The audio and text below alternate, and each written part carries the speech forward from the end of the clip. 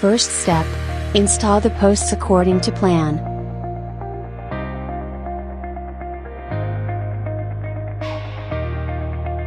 Install the panel support bracket. Second, connect the channel to the post and insert into footings. Mix and pour concrete to secure the posts. Apply liquid nails to the panel capping and insert capping to the bottom of the first panel. Install the first panel, slide down between the panel channel connected to the posts.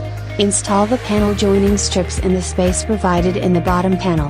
Install the top panel by sliding between the posts. Use the panel joining strips to correctly position the panels. Apply liquid nails to the top panel capping channel and install to the cap of the panel. Install the post caps. To achieve a quality rendered look to your fence, apply your chosen exterior self-priming paint finish.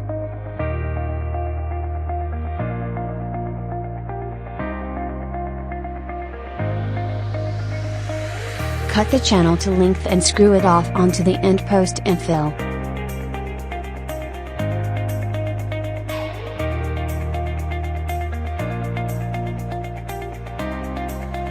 Determine the spacings you want between your slats and cutter packer to suit this dimension. Install the slat and secure using a screw or rivet.